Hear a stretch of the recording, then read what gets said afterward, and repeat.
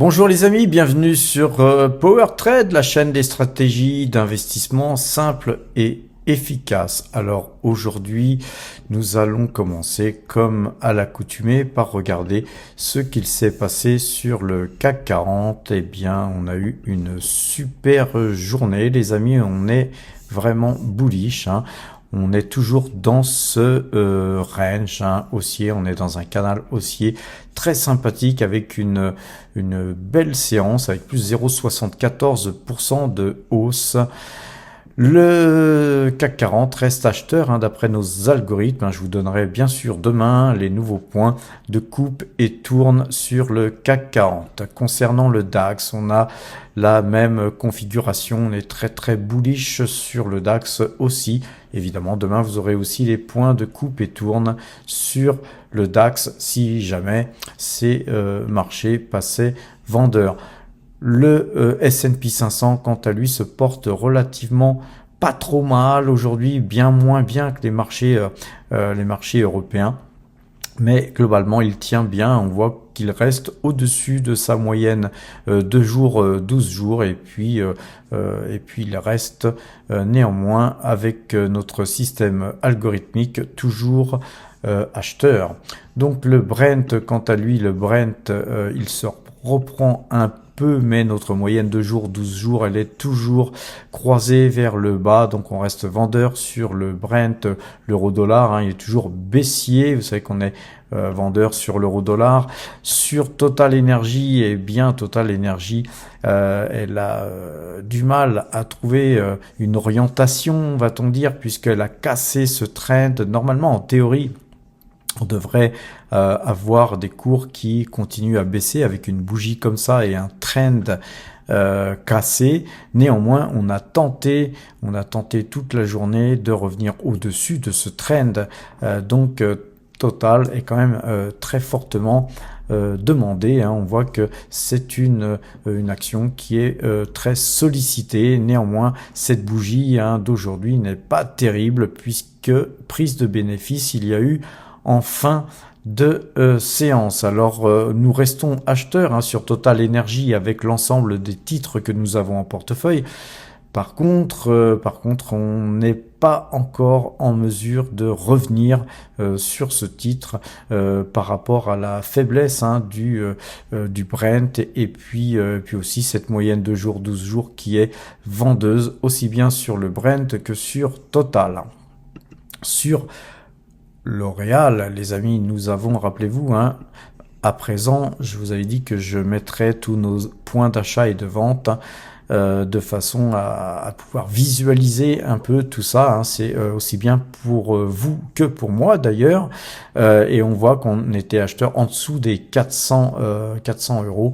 Aujourd'hui, on est à 439,75. Donc voilà, on va, je pense, très bientôt s'installer au-dessus des 440. Voilà, nous, ce qu'on va faire sur L'Oréal, on a deux possibilités. C'est vendre la moitié de nos titres pour prendre une partie de nos bénéfices ou attendre que la moyenne 2 jours, 12 jours croise pour vendre la totalité ou tout simplement la moitié aussi de notre position. J'ai pas encore d'avis tranché, mais pour l'instant, on laisse courir nos gains. Quand on a une belle position, c'est quand même dommage de couper ses gains. Alors, nous restons donc en position sur L'Oréal. Quant à Pernod Ricard, rappelez-vous, on avait acheté ici, on avait acheté relativement bien puisque ce titre avait beaucoup monté. Par ici, on a allégé, on avait vendu pratiquement, je me rappelle plus, mais la moitié de notre pause, je crois. On aurait peut-être même dû vendre la totalité quand on voit les cours là avoir baissé à peu près. Là, on est à peu près au même niveau que sur lequel nous sommes rentrés. On est même en deçà du niveau sur lequel on est rentré. Voilà. Nous allons patienter, peut-être que Pernod Ricard continuera à baisser et que nous pourrons réintégrer les actions que nous avions vendues ici à meilleur prix. Voilà, l'avenir nous le dira. En tout cas, on reste en position sur ce titre. Quant à la Française des Jeux, rappelez-vous, en diversification, on avait acheté On avait acheté à 32,46, nous sommes à 33,82 à la clôture. Très très belle bougie hein, aujourd'hui sur la Française des Jeux. On rebondit sur la moyenne 12, c'est fantastique. Hein. On conserve cette pause hein, qui était une pause qui avait été initialisée tout simplement pour son rendement, hein, puisque la Française des Jeux nous donne un joli rendement, et aussi en diversification, car notre portefeuille, avec tous les gains qu'on fait, eh bien notre portefeuille il grossit, on a de plus en plus d'argent à gérer, et donc il faut diversifier. Et pour diversifier, rien de mieux que voilà d'acheter des actions à rendement qu'on peut même d'ailleurs laisser dormir en fond de portefeuille. Alors GTT, hein, rappelez-vous GTT, elle a été achetée sur un signal moyenne 2 jours, 12 jours. On était acheteur à 122,20 €. Nous sommes à 123,90 €. Voilà, pareil, hein, même questionnement. Que va-t-on faire? Va-t-on revendre avec un croisement de moyenne mobile 2 jours, 12 jours? Je ne sais pas encore, puisque GTT, elle était aussi achetée en diversification et en termes de rendement, puisqu'elle procure aussi un joli rendement. Mais ceci dit, voilà, tout dépend à quel prix elle va croiser. Hein. Si GTT allait beaucoup plus haut et croisait, effectivement, on prendrait nos bénéfices. Mais là, vu qu'on a une petite ligne, ceci dit, je sais pas trop ce qu'on fera, mais effectivement, on pourrait tenter, si le CAC passait vendeur, de faire des liquidités sur tout ce qui nous entoure, et pourquoi pas non plus GTT et Française des Jeux.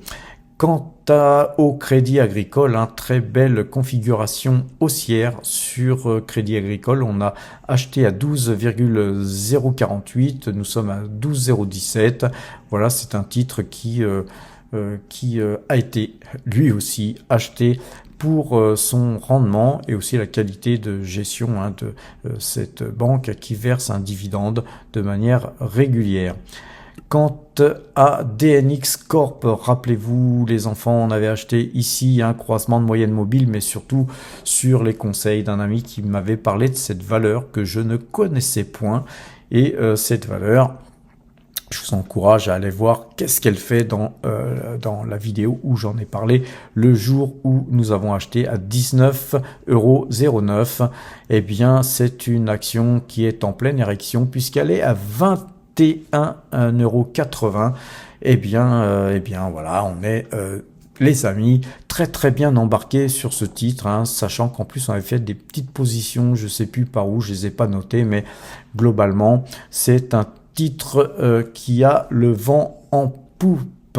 Alors ensuite, regardons un petit peu l'achat que nous avons fait aujourd'hui sur Realty Income. Hein, on a acheté quelques titres sur Realty Income aujourd'hui. On avait aussi acheté du LVMH aujourd'hui ce matin. Alors sur Realty Income, hein, c'est un titre qui a été acheté, on pourrait dire, en mode DCA, hein, puisque nous sommes acheteurs sur ce titre depuis fort longtemps. Alors bien avant, hein, nous avons fait beaucoup d'achats et de ventes, mais là on est acheteur hein, depuis déjà pas mal de temps, puisqu'on a acheté à 58 $, puisqu'on est aux États-Unis, 58,22 $. On a acheté à 60,25 $, et aujourd'hui on achète à 55,42 $. Je pense que c'est un bon achat, car regardez un petit peu la configuration qu'on peut voir là sur les derniers cours. Hein, quand on zoome un peu, on voit ici une épaule, on a une tête, une épaule, et puis effectivement on a une poussée de hausse, hein, c'est bien normal, et je pense que nous allons arriver, ceci dit, quasiment à maturité, puisqu'on devrait arriver sur les 55, 56, plutôt 56 $, hein, je pense, à objectif, et donc on a encore $1 à gratter. Mais c'est une valeur de rendement. Hein. Sachez que Realty Income, pour ceux qui ne la connaissent pas, est une valeur qui verse son dividende mensuellement, et donc c'est très bien de toucher du dividende tous les mois. Ça permet de réinvestir ces sommes sur soit le même titre, hein, Realty Income, ou sur d'autres opportunités. Concernant À présent, Hermès qui a été acheté à 1722 euros. Vous voyez qu'on est à 1933 euros en clôture, 20.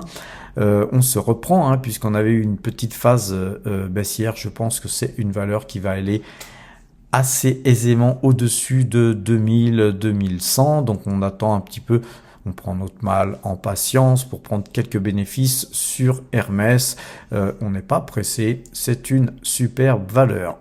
Concernant la Coface, alors je vous ai pas mis tous les points d'achat parce que j'ai pas non plus trop le temps, mais je vous ai donné le dernier point d'achat qu'on a fait sur la Coface, ici sur croisement de moyenne mobile 2 jours, 12 jours.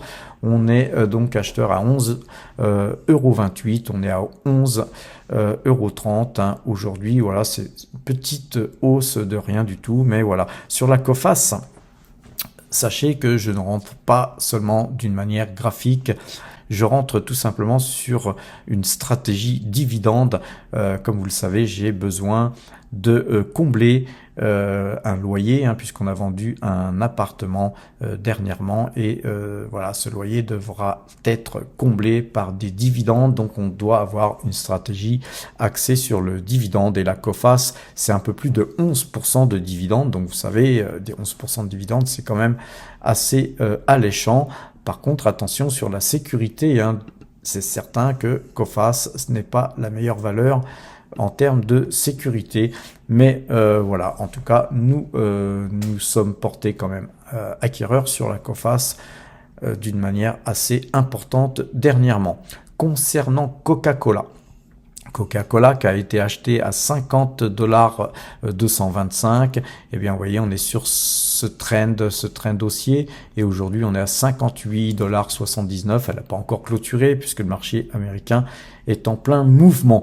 Voilà, on sortira peut-être de Coca-Cola si on cassait ce trend et la moyenne de jours, 12 jours, et j'en suis pas non plus convaincu puisque Coca-Cola est encore loin de son ATH. Hein. Regardez un petit peu, si on regarde les graphiques sur un peu plus longtemps, on voit que effectivement on était, il n'y a pas si longtemps que ça, on était à 64 $. Hein. Donc on peut juger Coca-Cola bon marché, même à 58-59 $, les amis.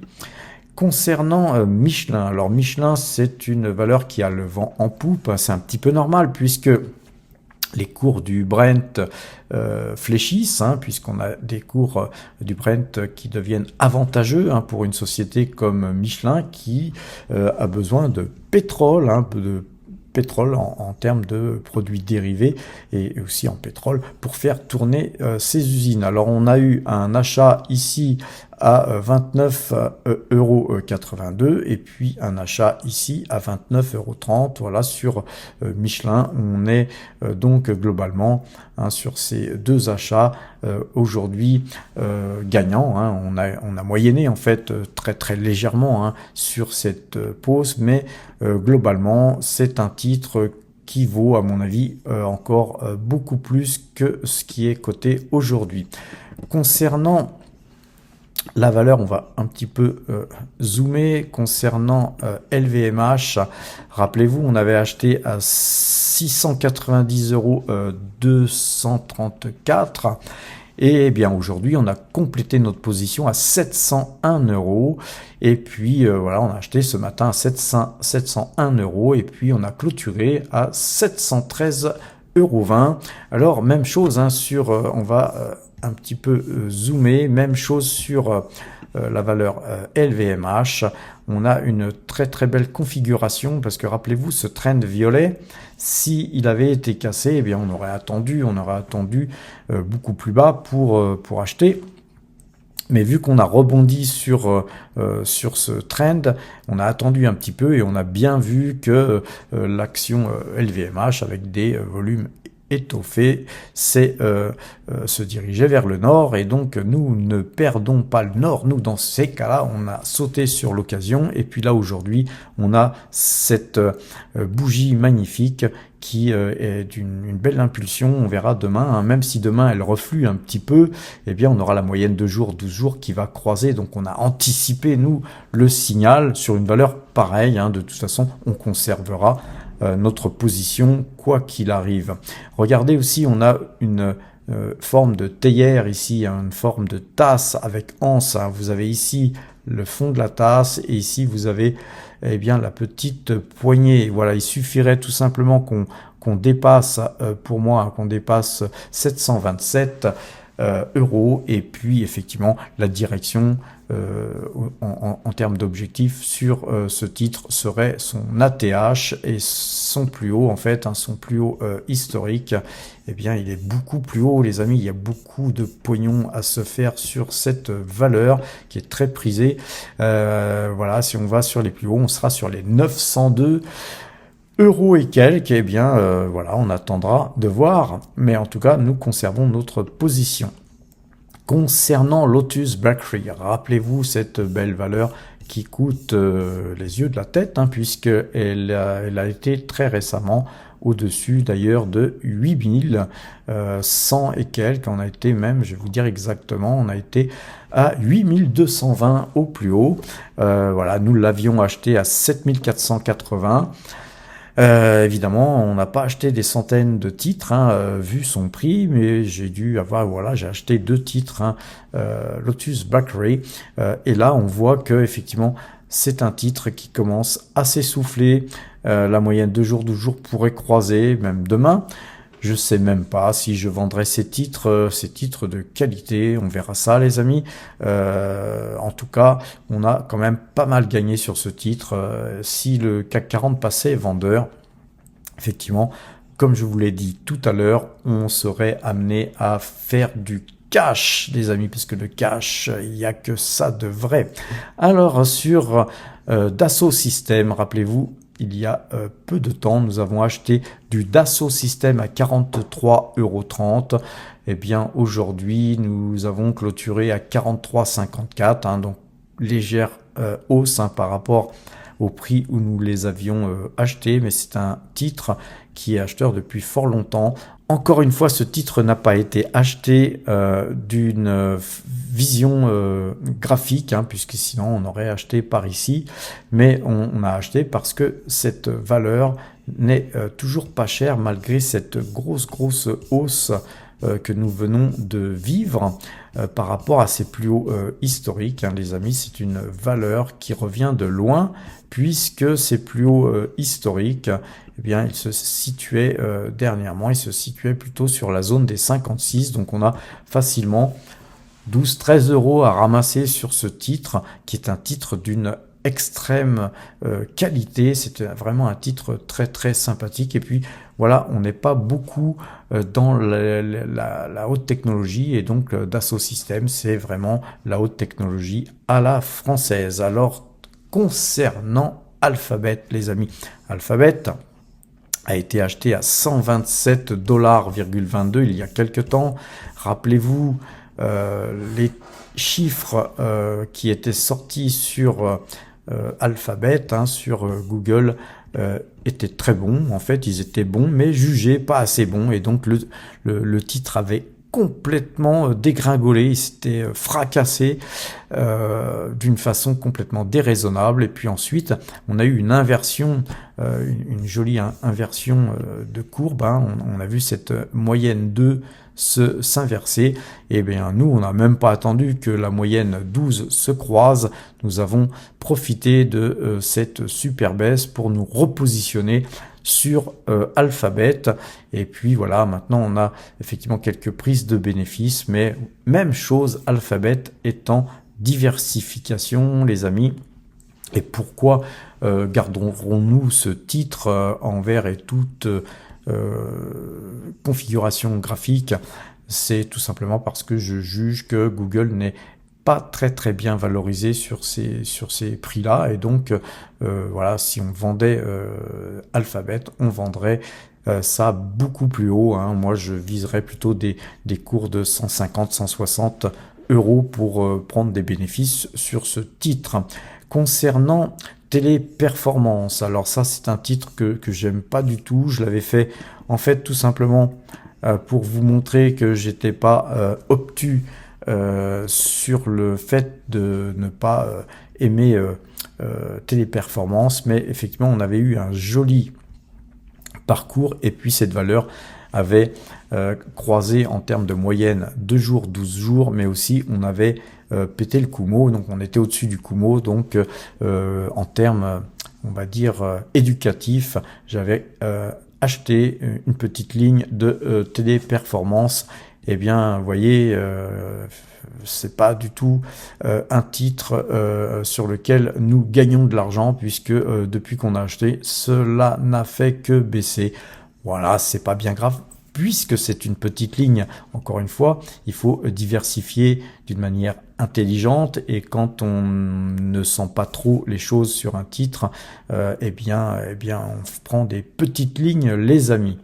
Concernant BNP, alors BNP, c'est une autre histoire, hein, puisque nous sommes acheteurs bien plus haut, et puis effectivement on a eu une période de baisse, mais actuellement le titre BNP se reprend, il se reprend bien, et donc globalement c'est aussi un titre qui verse un généreux dividende, donc nous conservons ce titre.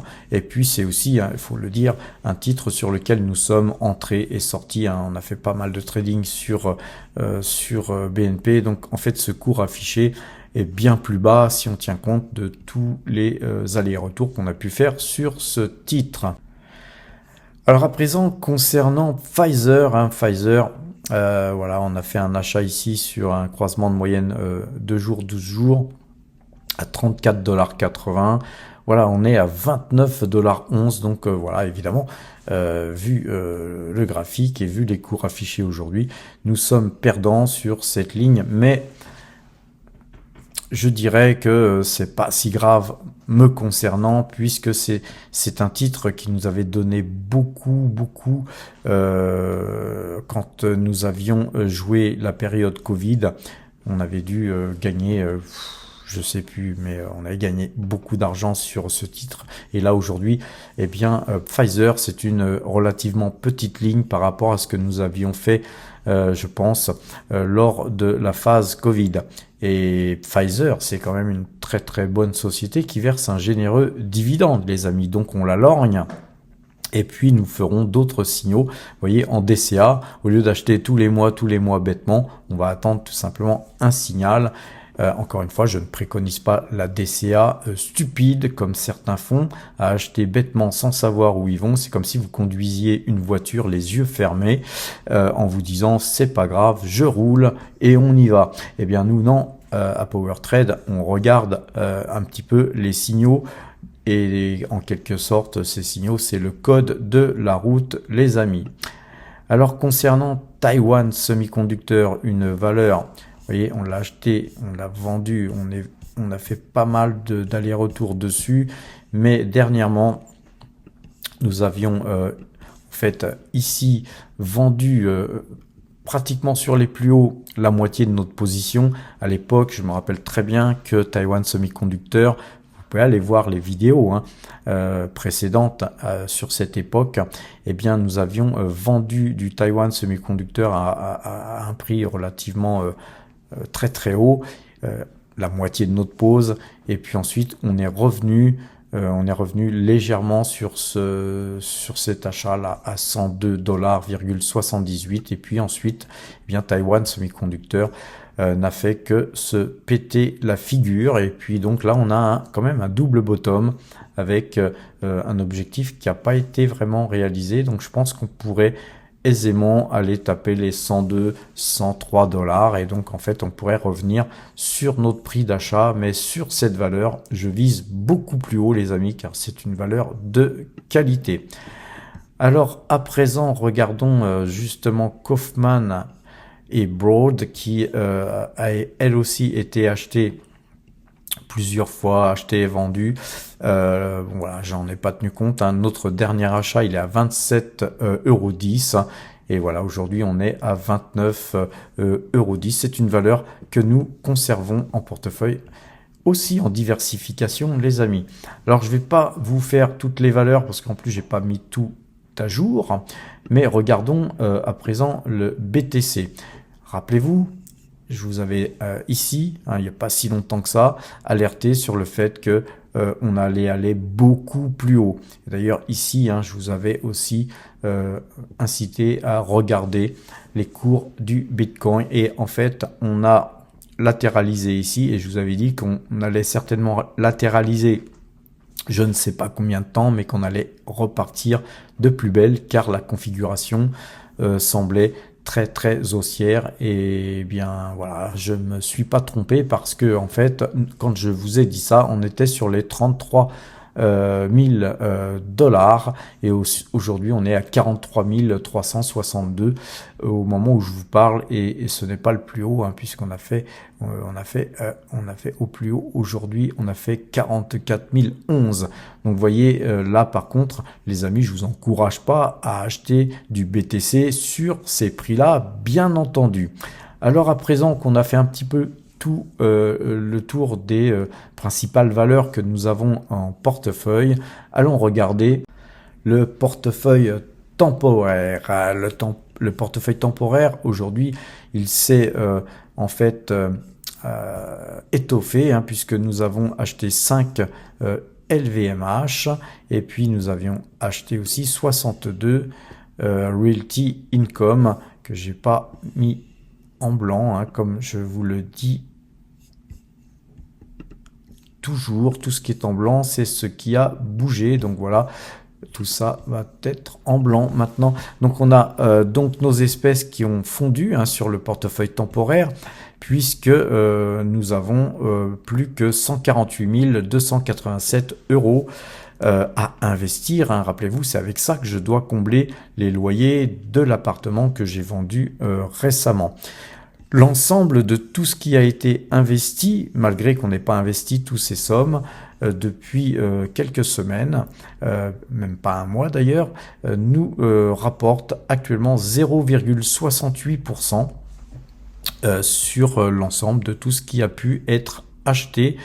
J'ai aussi ajouté le dividende de LVMH pour 10 titres, puisque le dividende LVMH avait été versé. Donc voilà, je vais pouvoir l'effacer en direct. Et voilà, ce portefeuille se porte plutôt bien, puisque vous savez, quand on forme un nouveau portefeuille, que se passe-t-il?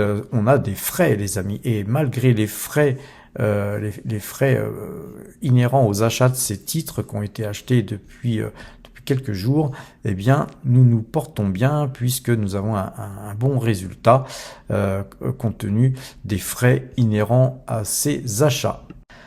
À présent, regardons le portefeuille PowerTrade. Le portefeuille PowerTrade, lui, ne bouge pas en ce moment, puisque, sauf si on avait à vendre quelques titres, nous sommes polarisés sur le portefeuille temporaire. Le portefeuille temporaire qui va bientôt, au 31 décembre, s'unir au portefeuille PowerTrade. Nous allons donc scinder ces deux portefeuilles en un, et vous allez avoir effectivement un portefeuille PowerTrade qui va grossir. On aura beaucoup plus de lignes, puisque nous rajouterons l'ensemble de ce que nous sommes en train d'acheter sur le portefeuille temporaire. Alors ce portefeuille PowerTrade, il s'adjuge 22,97% depuis le début de l'année, et donc c'est 171 780 euros qui ont été engrangés, les amis. Étant donné qu'on montre tout sur PowerTrade, c'est la chaîne de la vérité, on montre tout, on n'a pas de baratin, je vous montre l'achat que j'ai fait sur LVMH ce matin à 701 euros pour 5 titres achetés, exécutés, donc à 701 euros, comme je vous l'ai montré dans le portefeuille tout à l'heure. À présent, les amis, regardons ce qui a été acheté aussi aujourd'hui. C'est 62 titres Realty Income qui ont été exécutés à 55,42 $, ce qui a été donc porté aujourd'hui avec LVMH sur le portefeuille temporaire. Alors les amis, jetons un petit coup d'œil sur le portefeuille de Giro, sur le compte de Giro. Donc on a nos actions qui se portent relativement bien, puisqu'on a des hausses. Mais voilà, ce que je voulais vous montrer d'abord et avant tout, c'est le contrat futur. Vous voyez, j'ai une quantité de 1 contrat futur, comme je vous l'ai montré dans le cours que je vous ai fait dimanche sur les futurs. Et donc vous voyez que notre PRU était de 7283,50 et aujourd'hui là nous sommes à 7394,50, ce qui fait que nous gagnons actuellement par rapport au cours, aux fluctuations des cours, hein, puisque là ça bouge encore, on est à 7393 et puis maintenant 7395. Vous voyez que ça bouge même en hors séance, hein, le CAC est fermé et là c'est 530 € qui ont été gagnés donc aujourd'hui, et nos plus-values latentes, hein, sur ce contrat depuis que nous l'avions initialisé, c'est 1120 € de gagné. Voilà les amis, hein, juste pour faire un petit point sur justement le contrat futur que nous avons en portefeuille. Et donc les amis, sur le portefeuille CAC 40 de Giraud, hein, depuis que nous traitons le CAC 40, hein, depuis le 22 août 2023, eh bien c'est 3504,65 € qui sont donc engrangés, hein, tout frais compris, avec 6 trades gagnants pour 7 trades perdants. Et donc là on a un petit graphique que je vous ai concocté pour vous montrer un petit peu les hauts et les bas que nous avons sur ce type de marché. Et vous voyez qu'on a des bas et il faut être capable de les encaisser pour pouvoir prendre tout ça. C'est surtout ça qui est important sur les marchés dérivés les amis. Et sur ce qu'on a gagné, 3504 € divisé par 3, puisque ça fait 3 mois que nous traitons ces indices, ça fait gagner globalement en moyenne 1168 € mensuels. Voilà les amis, ce que je voulais vous montrer sur les marchés dérivés pour compléter un peu la formation que je vous ai faite dimanche dernier. Pour ceux qui ne l'ont pas vu, hein, pour ceux qui nous découvrent, profitez-en pour aller la regarder. Profitez-en aussi, si cette vidéo vous a plu, pour me faire un petit pouce bleu, vous abonner surtout si vous ne l'êtes toujours pas, d'activer la cloche et bien sûr d'en parler à ses amis. Alors les amis, sur ces bonnes paroles, je vais vous souhaiter une bonne fin de soirée. Portez-vous bien et à demain.